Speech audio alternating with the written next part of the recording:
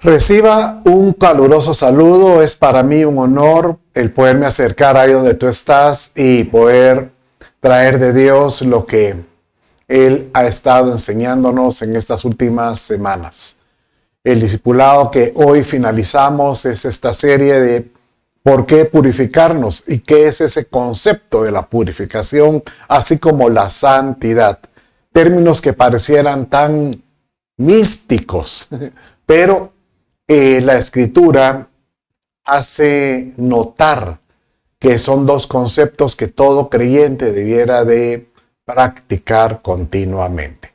Bueno, ahí donde estás, vamos a entregar esta reunión al Señor y acompáñame. Padre, toda la gloria, la honra, la adoración te pertenece. Te doy gracias por darnos esa oportunidad de poder escudriñar y podernos meter en tu palabra. Señor amado, háblanos, fortalécenos, pero sobre todo dirige nuestros pasos. Te lo pido en el nombre de Jesús, tu Hijo. Te doy gracias. Amén, amén y amén. Bueno, es una hiperbendición el poder llegar a este momento de este tema tan hermoso y realmente pues yo le llamaría de bastante esfuerzo. No es un sacrificio. La verdad es que cuando uno dice es que me voy a sacrificar para ser santo y ser puro, no. Debiera ser una decisión voluntaria el decir, Señor, ayúdame a ser santo. Y si pues uno se ensucia o uno peca, pues abogado tenemos para con el Padre. Señor, ayúdame a purificarme, ¿verdad? De alguna manera. Este concepto de la purificación, pues la Escritura lo toma ciertamente a cada rato, diciendo que todo el mundo debería estarse purificando, que en otras palabras podría ser como limpiando. Es más, Jesucristo mismo cuando hace esa comparación acerca de él y la iglesia, Pablo, el apóstol, en el libro de Éfesos, dice de esta manera, donde Cristo amó a la iglesia y se dio a sí mismo por ella, para santificarla, habiéndola purificado por el lavamiento del agua con la palabra. ¿Sabes cómo lo miro? Como que el Padre dice, es que para que la iglesia pueda habitar conmigo, tiene que tener la misma naturaleza del Padre, mi misma naturaleza, y es un ambiente pues donde debería haber un ambiente santo o de santidad, ¿verdad? Entonces, conociendo esa verdad, 1 Juan 3:3 nos dice, y todo el que tiene esta esperanza puesta en él, esa pues esperanza de ser como Jesús, poder habitar con Jesús, se purifica así como Él es puro. Y sabes que este concepto lo encontramos prácticamente desde que el Señor inicia lo que está registrado en la Escritura o en los anales o lo escrito, ¿verdad? Y más aún se refuerza con el tabernáculo o en el lugar santo donde Él establece que sea un lugar de convergencia, de reunión o un lugar donde Él se pueda presentar, ¿verdad? Entonces dice que en ese lugar existía este grupo de personas, los levitas, dedicados para el servicio, para poder atender las cosas pues del tabernáculo. Pero dice que había un grupo dedicado a la purificación. Quien lo estableció fue, por ejemplo, Nehemías, cuando establece los muros del templo. Entonces dice que él estableció el ministerio de la purificación, ¿verdad? Entonces dice que él cuando establece los levitas, dice Nehemías 12:45, ellos ministraban en la adoración de su Dios y en el ministerio de la purificación junto con los cantores, los cantores, los porteros, conforme al mandato de David. Y dice en el capítulo 13, verso 30, ¿verdad? Dice de esa manera, así los purifiqué de todo lo extranjero. Y designé oficios para los sacerdotes levitas para cada uno en su ministerio. Bueno, con estas dos plantillas, esta es nuestra introducción de este tema, con el afán de que podamos nosotros entender, comprender, o más bien dicho, desear y decirle a nuestro Dios, Padre, ayúdame a entender esto para que me pueda purificar en todo sentido. Hay un verso que a mí me voló la cabeza en una de estas enseñanzas que he estado buscando acerca de la santidad y la purificación, pues me voló que en el tiempo de el rey Ezequías, dice que él vino y le dice a los levitas, bueno, vamos a volver a establecer los rituales, vamos a volver a establecer lo que a Dios le agrada y vamos a, dice él, a limpiar todo lo que haya sido una profanación del templo, ¿verdad?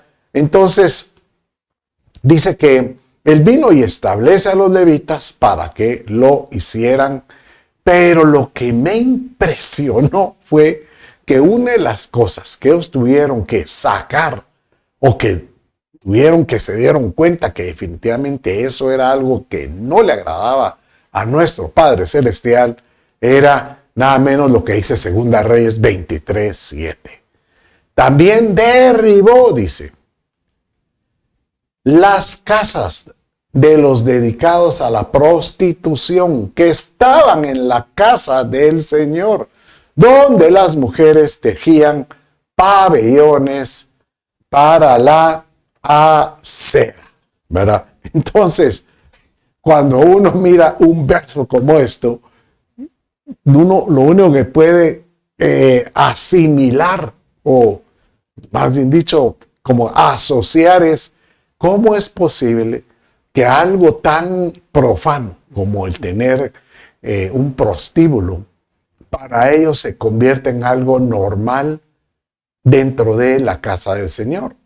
Y este es el gran riesgo que puede haber con el creyente, puede haber con nuestra vida inclusive, que nosotros empecemos a adoptar costumbres o empezamos a hacer cosas que de alguna manera nos hacemos o nos convencemos de que definitivamente Dios es tan bueno, que Él nos perdona, que Dios nos quiere y que para Él, pues, si yo ya hago el bien, entonces utilizamos aquel verso que se utiliza, el que reza y peca, empata. Entonces, Señor, yo ya hice mi bondad, entonces puedo hacer mi pecado y tú, pues, ya estamos break even.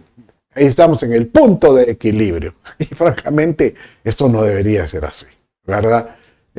Nosotros deberíamos de proponernos a orar a Dios y decirle, Señor, si me cuesta, ayúdame a poderme presentar delante de ti, ¿verdad? De una forma, pues, que a ti te agrade, ¿verdad? Bueno, cuando hablábamos acerca de estos actos de establecer lo correcto en la casa del Señor, dice que ellos mismos, cuando pues derribaron la casa de la prostitución y todo eso que vimos, pero dice que antes de ese verso ellos intentaron, ¿verdad? O bueno, establecieron el ministerio de la purificación. Pero mire cómo dice, es interesante cómo dice este verso. Si va, acompáñeme en Primera Crónicas, capítulo 23 y verso 27, ¿verdad? Entonces, esto fue lo que pasó en el tiempo del rey Ezequías. Entonces, dice de esta manera, mire ahí. Pues de acuerdo con las últimas palabras de David, los hijos de Leví, o sea, los dedicados al ministerio del sacerdocio, fueron contados de 20 años para arriba, porque su oficio, miren la palabra, su oficio era ayudar a los hijos de Aarón en el servicio de la casa del Señor, en los atrios y en las cámaras Pero también el otro oficio de los mismos era la purificación de las cosas sagradas y en la obra del servicio de la casa de Dios. Entonces, prácticamente volvemos a como que a meditar y nos hace pensar, si ellos establecieron que esto era como algo, no, por ejemplo, no es que ellos vinieran y dijeron, bueno, hay que purificar, entonces ahora lo vas a hacer tú, lo vas a hacer tú, ahora lo vas a hacer tú, ¿verdad? Porque hay que ir a limpiar. No, esto da la impresión que ya era un oficio, o sea, era un ministerio, era alguien que se dedicaba continuamente a hacer esto. Eso, pues la única que a mí me hace pensar es que definitivamente ellos sabían que era necesaria la purificación continua, indistintamente si se manchaba o si estaba sucio, no. Ellos dijeron, por si las moscas, ¿sabe cómo lo miro yo? Por si las moscas, mejor purifiquémonos. Entonces, a mí me abre los ojos porque digo, por si las moscas, Señor, yo quiero presentarme delante de ti, pues agradable a ti. Y no quiero yo, ay, ayer pequé. Entonces, como ayer pequé, Señor, mi culpa. No, sino que sencillamente, Señor, yo me quiero purificar continuamente, ¿verdad? ¿Sabe cómo me da impresión esto? Cuando sucedía siempre con relación a los pasajes del Antiguo Testamento, con relación a cómo trataban al leproso. Bueno, el leproso es una figura del creyente que ha pecado y está, pues, con la lepra, o sea, está con ese pecado en sí mismo. Bueno, entonces dice que ellos, los judíos, los leprosos, podían caminar junto al pueblo de Israel, pero aparte. O sea, no es que los desechaban y ahora los calabaza, te regresas alguna vez a otra casa. No, ellos sencillamente de alguna manera no los eliminaban, sino decían, pueden andar con nosotros, pero no pueden estar dentro del pueblo porque pueden contaminar a otros. Igual sucedía cuando en el tiempo de Jesús, los leprosos no podían entrar dentro de las comunidades, pero podían estar en ciertos lugares junto a las comunidades. Bueno, pero con la esperanza inclusive, porque daba la impresión de que algunos eran sanados por algún motivo. Entonces dice que cuando ellos eran sanados, tenían que ser inspeccionados. Y quien los inspeccionaba era el sacerdote. Pero miren con lo que dice este verso con relación a esta inspección. En Levítico capítulo 14, versos 3 y 4, dice de esta manera. Léalo conmigo. Y el sacerdote saldrá fuera del campamento. El sacerdote lo examinará. Aquí está hablando acerca de los leprosos que decían, yo ya estoy sano. Bueno, no puedes entrar, solo vamos a notificarle.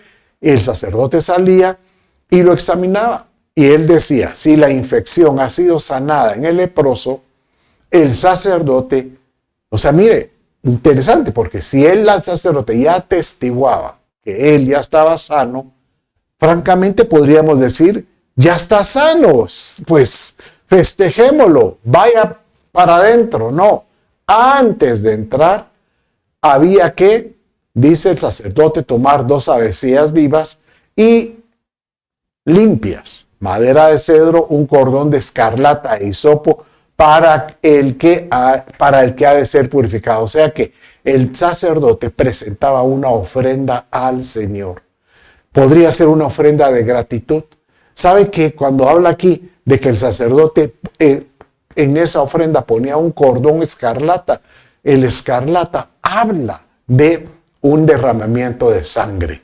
En otras palabras, que ellos, y el hisopo es como rociarlo.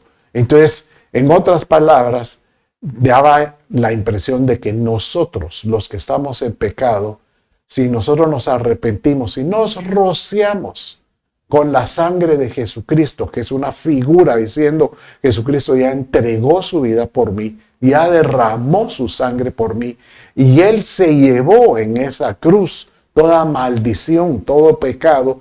Yo al creer y al arrepentirme y al ponerme a cuentas con Dios, pongo en ese acto de Jesús toda maldición y el Señor me perdona.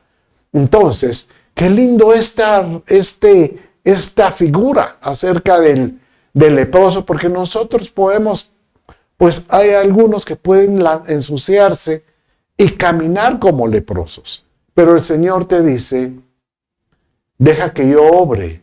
Y si tú te arrepientes, te limpias, pero necesitas presentarte como una ofrenda para Él, como esta ofrenda que se presentó aquí, cubierto con la sangre de Jesucristo, rociado por la sangre de Jesucristo para purificarte y presentarte ante Él.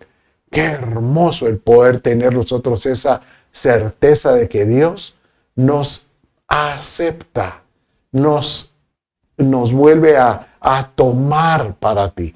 Si tú me estás escuchando y tú sabes que tal vez por las situaciones, tal vez las circunstancias, te has visto envuelto y has vuelto a, llamémosle, a pecar. El Señor te dice que si tú te arrepientes, Él te puede limpiar nuevamente. Pero que tengas la convicción de decir, Señor, yo sé que tú me escuchas, que tú estás conmigo. Mire cómo dice Primera de Juan, capítulo 1, verso 8 y 10. Dice de esta manera: si decimos que no tenemos pecado, nos engañamos a nosotros mismos y la verdad no está en nosotros. Si confesamos nuestros pecados, Él es fiel y justo para perdonarnos los pecados y para limpiarnos de toda maldad. Si decimos que no hemos pecado, le hacemos a Él mentiroso y su palabra no está en nosotros. ¿Sabe qué hermosa esta reflexión? Porque el Señor prácticamente nos dice que Él no nos va a acusar si nos llegamos a ensuciar, sino al contrario, la esperanza del Padre es que nosotros volvamos a tomar esa certeza, esa convicción de creer que Cristo nos puede limpiar. Y hoy yo te animo a que si este discipulado que hemos estado va de repasar acerca de la purificación, te han hecho clic, pues hoy es el día en que podamos decirle, Señor, perdona mis pecados. Perdóname, me doy cuenta que tengo que cambiar. Y hoy vamos a terminar este discipulado orando y ministrando. Y hoy pues prácticamente vamos a terminar viendo los últimos 4 personajes que atendían el ministerio de la purificación. Y vas a ver que esos 4 nombres tienen que ver mucho con la misericordia de Dios y la atención de Él, que Él dice, te estoy esperando. Bueno, pero para poder entender esto, regresemos nuevamente a 2 Crónicas 29 y dice así, de esta manera. Entonces les dijo, oídme, levitas, santificaos ahora, santificar la casa del Señor y sacar lo inmundo del lugar santo. Entonces se levantaron los levitas y ahí da un listado de 14 nombres. Y estos se reunieron a sus hermanos, se santificaron y entraron para limpiar la casa del Señor conforme al mandamiento del rey, según la palabra del Señor. Pero estos 14 nombres hemos estado estudiando en los discipulados anteriores. Cada uno tiene un significado. Y nos ha volado la cabeza lo que cada uno significa y sobre todo lo que ellos llegaron a hacer. Porque dice en el verso que sigue, 2 Crónicas 29, 16, Después penetraron los sacerdotes, o sea, estos levitas, en el interior del templo para purificarlo. Y sacaron, vuelvo a insistir, y sacaron al atrio del templo todas las cosas impuras que encontraron en el edificio interior, y los levitas las llevaron al arroyo de Cedrón. O sea, que se habían cosas que ellos decían, esto es, pues, no es agradable a Dios. Por ejemplo, imágenes, elementos de sacrificios a otros dioses ajenos. Ellos venían y los tiraron al arroyo de Cedrón. Y Cedrón significa oscuridad, o sea, como al arroyo donde se lleva todo lo oscuro, ¿verdad? Bueno, entonces, ¿qué es lo que hemos estado viendo? Empezamos viendo 14 personajes, desde Mahat, Joel, y ahí nos fuimos, Cis, Asaías, Joá, Edén, Simri, Jehiel, Zacarías, Matanías, y hoy vamos a ver los últimos 4, que Jehiel, Simeí, Semaías, Uziel. Pero es curioso, porque los anteriores 12 tenían que ver mucho de situaciones personales, donde cada uno podría estar metido. Pero hoy vemos 4 personajes cuyos nombres significa que donde está la misericordia de Dios en todo sentido. Es increíble. Usted se va a asombrar, ¿verdad? Bueno, y generalmente todos estos iban colocados en parejas, o sea, eran hermanos. Por ejemplo, Jehiel y Simeí era hermano, y eran hijos de nada menos Jehiel y Simeí, estos 2 primeros que mira aquí, eran hijos de Hemán, o sea, no el personaje, aquel no, H-E-M-A-N, Emán, que significa fidelidad, dando a entender que Dios muestra su fidelidad en todo esto. Bueno, entonces, ¿qué significa Jehiel? ¿Verdad? Y significa el Dios vive. Dios es eterno, dando a entender que el mismo Dios es el mismo de ayer, hoy y por siempre. Y que en Él no hay, dice la Escritura, mudanza de variación, en el sentido que Él tal como Él y Él se estableció en su carácter al inicio es al final. Si Él dice desde un principio que Él ama al pecador, aunque aborrece el pecado, hasta la fecha es lo mismo. Él va a amar a aquel que peca y que se arrepiente, aunque Dios rechaza el pecado y de alguna manera Él está esperando que nosotros podamos limpiarnos en todo sentido. Un verso que nos habla acerca de esa eternidad de Dios, dice pues Isaías capítulo 57, verso 15, porque así dice el alto y sublime, que vive y para siempre, cuyo nombre es santo, habita en lo alto y santo también en el contrito y humilde de espíritu, con el contrito para vivificar el espíritu de los humildes y para vivificar el corazón de los contritos, dando a entender que Dios va a habitar por siempre, el que habita por la eternidad, dice, el que vive para siempre, aleluya, ¿verdad? Pero Él es capaz de habitar con el que es contrito y humilde de espíritu. ¿Sabe cómo lo miro yo? El que es contrito y humilde de espíritu, aquel que está dispuesto a humillarse, aquel que está dispuesto a reconocer que tiene una necesidad de un Dios poderoso. Y aquel que el corazón contrito es el corazón contrito y humillado, es aquel corazón que dice, no, yo estoy haciendo algo indebido, tengo que cambiar. Y cuando se arrepiente, y la palabra arrepentimiento es una palabra griega que es metanoia, que significa giro en 180 grados. O sea que si voy caminando hacia este sentido, giro de 180 grados, me volteo y voy para este otro lado. Metanoia. Entonces, no, Señor. Reconozco que algo está pasando conmigo. Tengo que cambiar. Tú que vives por siempre y no cambias y te mantienes siempre has extendido misericordia, extiende tu misericordia para conmigo. Entonces, de esta manera, Dios viene y dice, claro que extenderé mi misericordia. Y aquel que se levanta en victoria, aquel que logra encontrar como decirte, el abrazo de Dios, el que logra estar en la cobertura del Padre, aquel que logra encaminar en su misericordia bajo la mano poderosa de Dios, viene y entramos al segundo nombre, Simei. Simei. Y Simei, igual que pues su antecesor, ¿verdad? Significa que Jehiel, su papá era fidelidad, aquel que es fiel, ¿verdad? El padre tanto de Jehiel y de Simei era fidelidad. Heimán se llamaba. ¿Pero qué significa Simei?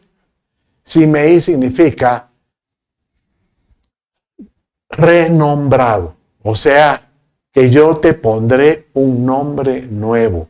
Yo pondré nuevamente aquellos que vencen, aquellos que son victoriosos, aquellos que se levantan con la mirada en alto, recibiendo el perdón de Dios. Dice que Dios mismo, y dice, por cuanto has mantenido la victoria y has logrado permanecer, te voy a poner un nombre nuevo. ¿Dónde dice eso? Bueno, vaya conmigo a Apocalipsis 2:17 y dice de esta manera: al vencedor, dice, le daré del maná escondido, o sea, le dará de ese pan de vida que es Cristo Jesús, y le daré una piedrecita blanca, y en la piedrecita estará grabado un nombre nuevo, el cual nadie conoce ni sino aquel que lo recibe. Y hay varias porciones. También menciona más adelante en Apocalipsis que Dios nos pondrá ese nombre nuevo, ¿verdad? Algunos dirían, no, pero ese nombre es de Jesús. Sí, claro, pero también menciona en otros versos que hay un nombre que Él nos pondrá como que es propio de Él para nosotros. En Isaías 55:6 dice así: les daré en mi casa y en mis muros un lugar y un nombre mejor que el de los hijos e hijas. Les daré un nombre eterno que nunca será borrado. Entonces, yo prefiero que ese nombre eterno, si no fuera Chito 2, que yo lo que quiero es mejor ser llamado Hijo de Dios. Yo ser llamado cristiano, creyente, Hijo del Altísimo, alguien que creyó en Cristo Jesús.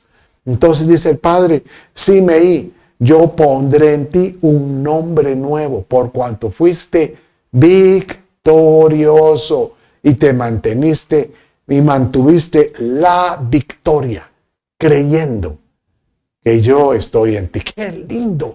Puede imaginarse la fidelidad de Dios, Heimán, ¿verdad? Cuando Él te dice, yo soy un Dios eterno, el que vivo por siempre, y si tú te arrepientes, y te al corazón contrito y humillado, yo no desprecio, al contrario, yo cuido. Y aquel que es vencedor, yo fielmente, Heimán dice, cubriré y le pondré un nombre nuevo. ¡Qué hermoso! Señor amado, encuéntranos en tu fidelidad. Dios es fiel y Él nos dice, ¿y tú eres fiel? Y yo te pregunto, ¿estás dispuesto hoy a decirle a Dios, quiero ser fiel para ti? ¿Estás dispuesto a hacerlo? Porque hoy es un día lindo como para poderle entregar de nuevo nuestras intenciones, nuestros deseos, nuestros anhelos y nuestros propósitos, ¿verdad? Bueno, nos hacen falta 2 personajes y el penúltimo es Semaías. Semaías significa oído por Dios, ¿verdad? Oído por Dios es como que Dios está atento. Aquel que viene y clama y le dice, Padre, ayúdame en mi debilidad, dice que Dios atiende. Qué lindo, porque en su fidelidad Dios te dice, yo voy a atender, ¿verdad? Este personaje, Semaías y Azarías, bueno, y el último, su hermano, son hijos de un personaje que se llama Jedutum, que significa alabanza. Entonces, cuando Dios anhela escuchar tu voz, no solo es para clamar, sino para que le alabes, para que le adores, para que seamos oídos por Dios. Mire cómo dice Jeremías 33, verso 3, y me voy al 6 después. Dice, clama a mí y yo te responderé, y te revelaré cosas grandes e inaccesibles que tú no conoces. Aquel que le clama o le adora, o el que extiende sus brazos diciéndole, Señor, escucha mi voz, escucha mi oración. Dios viene y Él se presenta, Él muestra, Él nos revela por medio de, ¿cómo se puede revelar Dios? Por medio de la palabra, por medio de una persona, un líder espiritual con la enseñanza, por medio de la naturaleza o por la conciencia. Muchas veces Dios habla a la conciencia fuertemente. Y dice el verso 6, he aquí yo le traeré salud y sanidad, lo sanaré y les revelaré abundancia de paz y de verdad. Padre, hoy clamo a ti para que tú ayudes a purificarme, a presentarme aceptable ante ti. Y cuando Dios mira un corazón contrito y humillado con esa condición, como que Él viene y dice, ¿cómo no te voy a mostrar mis secretos? Y dice que el Espíritu Santo que está en nosotros nos muestra los secretos de Dios. Aleluya. Padre mío, que tu Espíritu nos muestre los secretos, así como lo dice Proverbios 27:2. Señor, que gloria a Dios es encubrir un asunto, pero honra del rey es escudriñarlas. Señor, revélanos tus secretos. Entonces Él nos va a revelar que en sus secretos vamos a tener, como dice aquí, abundancia de paz y de verdad. No hay, ¿sabes qué? Si yo lo que puedo ver es que el Padre anhela, Él desea abrir sus secretos, pero únicamente al que los busca, únicamente al que los anhela, el que los desea. Pero es aquel que le clama, es aquel que levanta las manos y le dice, Señor, muéstranos lo que tienes para nosotros. Clama a mí, yo te responderé y te revelaré cosas grandes e inaccesibles. Señor, que yo quiero ser como Semaías, oído por Dios. Y yo pues canto alabanzas para ti. Y con eso pues prácticamente cerramos con el último personaje, que es Uziel. Sí, yo había dicho Azarías, no, es Uziel. Y Uziel significa Dios es mi fuerza. Mire, Uziel es Dios es mi fuerza, ¿verdad? No hay como cuando el Señor dice, yo me mostraré ante ti diciendo que yo soy tu fortaleza. Aquel que necesita purificarse, aquel que de corazón se humilla delante de Dios y le dice, Señor, aquí estoy. Al corazón contrito y humillado dice, ¿verdad? Dios no desprecia.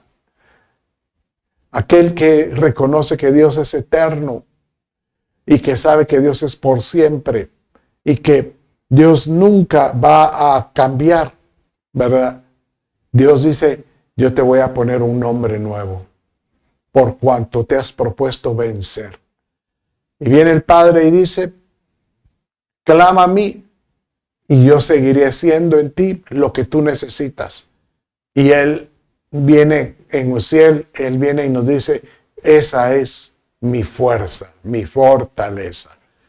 El Salmo 28:7 dice, el Señor es mi fuerza y mi escudo, en Él confía mi corazón y soy socorrido, por tanto mi corazón se regocija, Jedutum, se regocija y le daré gracias con mi cántico.